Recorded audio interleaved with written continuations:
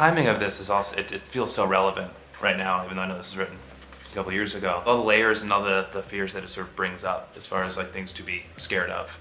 I know, Mr. De Niro, you've said that real life is scarier. Yeah. This horrific attack. He's just gonna grab people off the streets without warrants.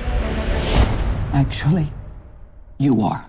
I'm very interested in how the hack technically works. So you guys can sort of break it down a little bit for our audience. Yeah. The idea that we reveal at the, towards the end of the investigation is that you have a person in Monica Kidder who owns, all of these technology companies and apps, and that, we all, every day, we get notices on our phones that say, update available for an app, and I think we sort of mindlessly click OK, and it's, oftentimes it's just set to auto download. So the ability for somebody who's got, tentacles into mobile devices, into desktop computers, to sort of push out a piece of software very widely, I think, exists today. Of the themes and sort of big fears that this show brings up, which do you find the most scary or the most disconcerting?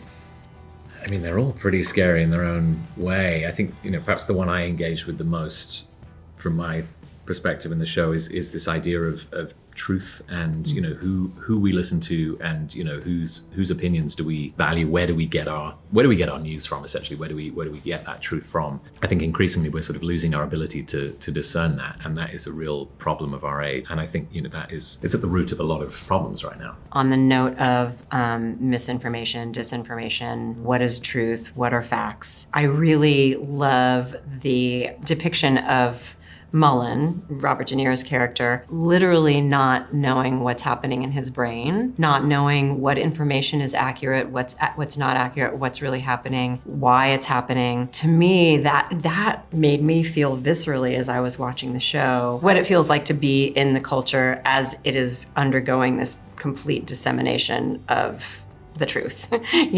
Probably the whole cyber attack, everything shuts down, all the information, because just going through your daily life, I'm not thinking the bank, the street light, where all the frailties, might be. And if it were all to completely collapse at the same time, how just overwhelming and daunting that would be. I've read that you've said that, what's great about the job of being an actor is the exploration of the other, trying to understand other human beings. What would you say that you learned from exploring Dreyer in these human beings? I really wanted him to have nothing else. So like when you see him at home, not have a wife in the bed or kids, any evidence of children, everything, that he's just a political animal. He's just an ambitious person who wants to be, the most powerful person. He's risen to Speaker of the House, and his next stop is the President of the United States. He's really after that position. But what I learned along the way, like how important those values of things that we learn when we're children going to kindergarten, that how important it is to say please and thank you,